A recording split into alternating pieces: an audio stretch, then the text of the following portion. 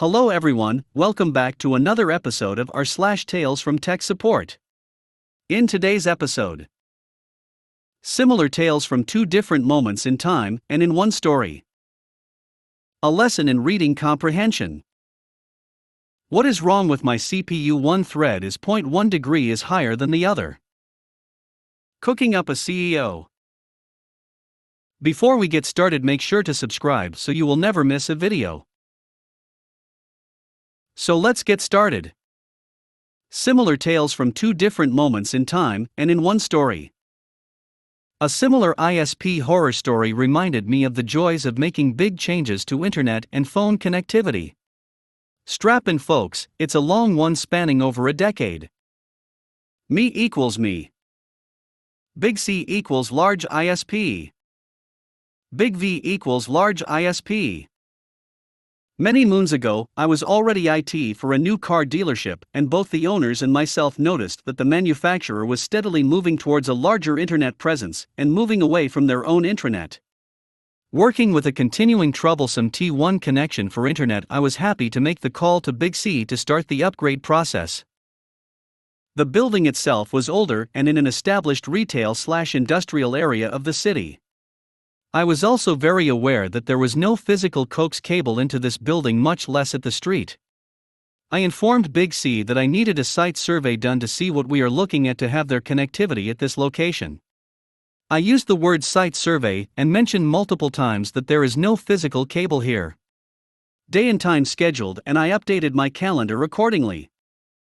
The day arrives and I'm on my way there and my phone rings. John Smith with Big C. I'm here. What location inside the building am I going? Me phone room in the middle of the building, and I'll be there in just a few minutes. Cool, now we're getting somewhere. Moments later, I'm turning into the parking lot and John from Big C is pulling out in his van. I stop him and ask what's up. He said, and I quote, "There's no coax to this building I can tie into. FFS, do me a favor and park. I need 5 minutes of your time," at which point I go into my diatribe of site survey and multiple mentions of no physical cable, etc., etc. Multiple phones calls and visits from Big C construction and sales over details, and a final number was laid out. Just under a 1,000 of coax trunk to the address, coax install and multiple phone lines, important later, and a number was agreed upon by both parties. And for those asking, I did make sure that Big C was aware of the multiple other businesses along their new trunk. Fast forward more than a decade and the connectivity at the location has gone through phone ports, upgrades and the standard issues, but enough to have a decent relationship with Big C. Enter a new general manager with a bit more spending power than he should have, and thus begins the process of building upgrades, including a new VoIP system. Being an older building, network upgrades were necessary to accommodate a new network of phones alongside of the current network. Hooray me! Included in this were fiber lines for voice and a point-to-point for their remote site. Big C was actually fairly easy to deal with in this aspect, and the move from coax to fiber went well. Minor issues were fixed and porting was completed successfully. On an important side note, internet connectivity was still on coax, since Big C told me flat out that we would lose our 5 IPv4 statics if we moved it over to fiber. That was a big nope. A year or so later, enter Big V. Now Big V was pretty much out of the picture once active numbers were ported, and their old T1 point-to-point was moved to Big CS fiber. They were still billing for 2 POTS numbers though. Office wasn't sure what they were for, but had received a notice from Big V that they were upgrading their central office to all fiber. That meant that these numbers would need to move over to their FiOS platform. I can understand this, since the copper in this area was easily over 60 years old and becoming troublesome to deal with. A phone call to Big V to get more details and schedule a time. This conversation includes Big V has no fiber to this building and a site survey needs to happen. In the back of my mind, I was thinking that FiOS lines into the building would be nice for redundancy. Shame on me. The following day, and more than a week before scheduled time for the site survey, a dealership manager contacts me and says there's a fire alarm error with a very loud beeping from the console. Yep, found our mystery POTS lines. Contact Big V on why the lines were disconnected long before the FiOS service was even surveyed, much less turned on. A bunch of this and a lot of that pretty much confirmed that the left hand didn't know what the right hand was doing.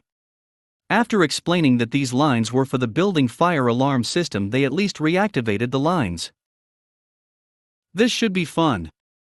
The scheduled day arrives, and I'm there long before John Johnson from Big V arrives with a box in his hand.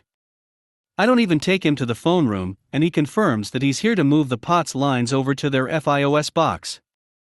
Oh, it gets better, folks. I tell John that there are no FiOS fiber lines on the premises. His head sinks. John makes some phone calls to what I assume is the right or left hand, and soon a big Will from Big V construction team shows up. He confirms that there is no fiber on premises belonging to Big V, and that a site survey needs to happen. He's shown where the current copper and Big CS fiber enter into the building, with emphasis that this is the requirement that Big V has put forth, and that it's covering current POTS for the fire alarm. Okay, with a thumbs up. Several days later, Miss Utility has come out and marked the location for power, water, gas and Big CS fiber coming in. Things are looking up, but I still have this nagging feeling.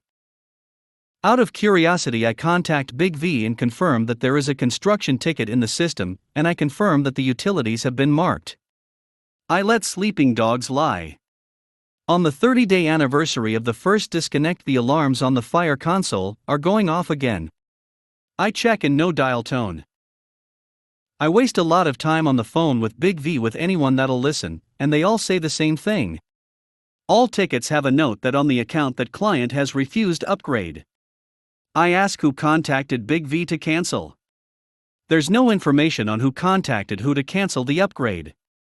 So I ask the following: okay, so you require a PIN number, address confirmation, and have a strict point of contact, myself and owner, to make any type of account modification, and you have nothing to show. Supervisor, now. After an hour of back and forth along with details of how left hand and right hand communicate, I get a promise of a phone call the next morning. It's well past 8 p.m. at this point, and my head hurts. As I'm going over and over this madness in my head, I come to the realization that Big V is ghosting me, and I now need to figure out a way to resolve this mess. Maybe I can temporarily use current fax lines for a dial tone. In the very least, until I can get at least 2 separated lines in from Big C, a requirement from City Fire Department and the alarm company. At this point I was done with Big V and needed them out. My eureka moment hits me in the middle of the night. The next morning, tools in hand, I enter the phone room and find the older, still active Big C phone modem still connected to coax. Lo and behold, 2 active dial tones with nothing connected. Turns out when we first ported phones over to Big C, these were needed since fax machines were still having problems with digital lines and analogs were recommended. They were never used since it turns out the newer MFPs in place didn't have an issue with digital.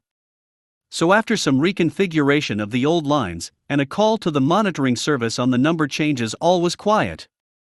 Labels and a big sign were placed on the phone modem that read "Don't touch. Fire alarm connections." Big C got us out of the bind and didn't even know it. And what a surprise, I never got that phone call from Big V. The dealership was sold after a while, and as far as I know the setup is still the same. For years, a statement I've told pretty much all my clients: the biggest communications issues I run into are with communications companies. A lesson in reading comprehension. Preface: COVID sent everyone home.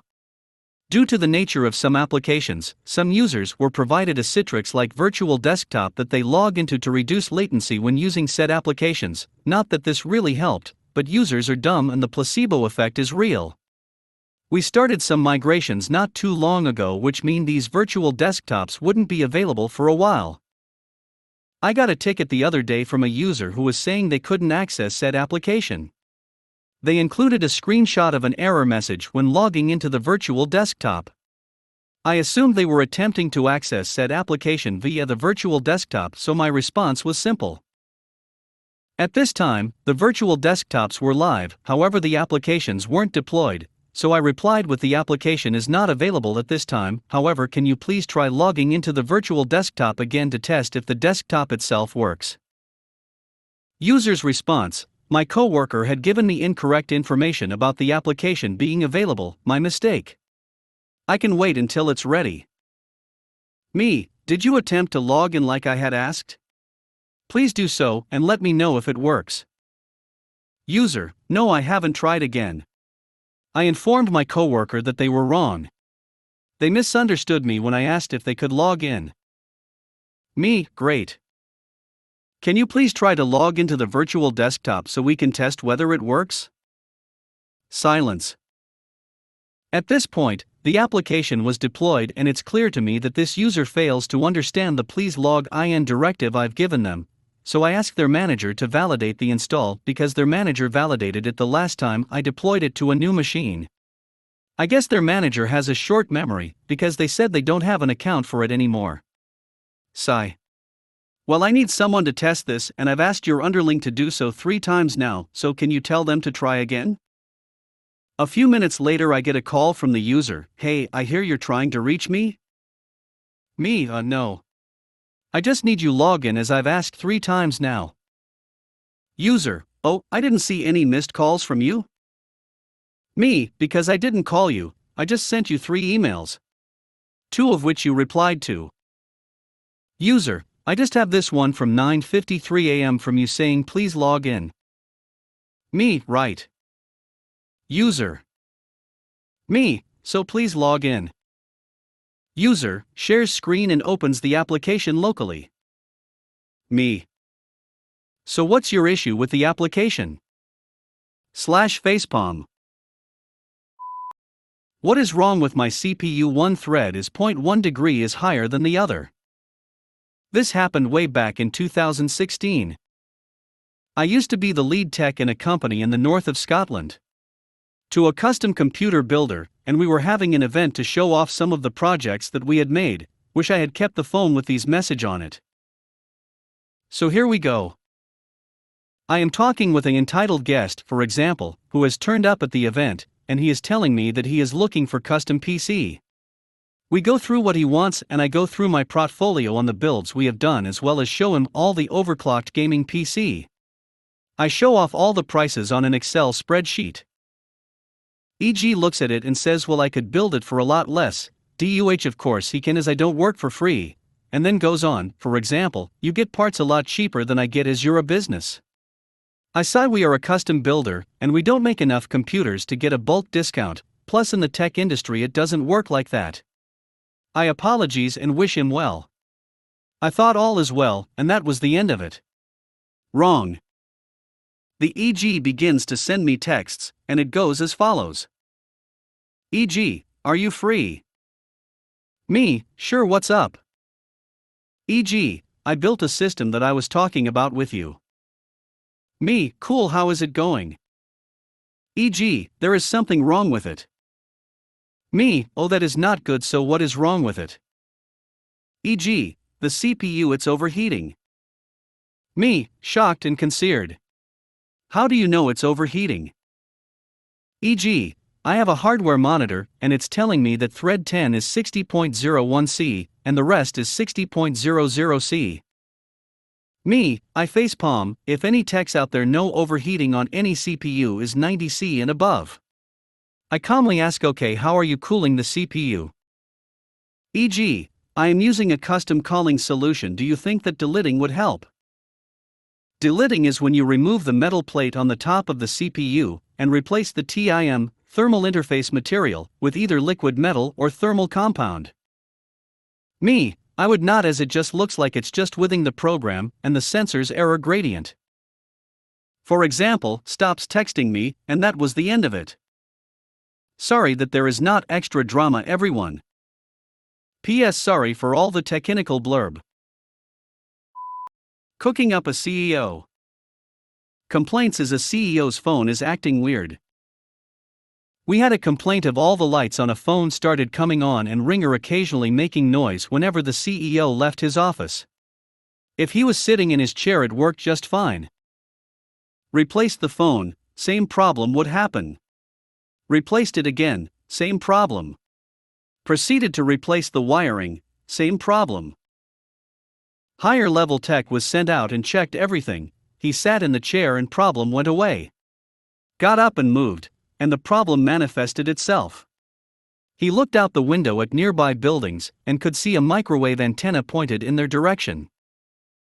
He went to that business and found out they had put in a point-to-point microwave to connect their offices in different buildings that they had line of sight to, except they could just make it by the building between them. CEO was in the corner office of that building and the microwave was just clipping his office. There was enough power to light the lights on the phone, so the CEO was getting microwave energy whenever he was in his office. He was slowly being cooked on low power. He was a bit steamed when he found out. Pun intended.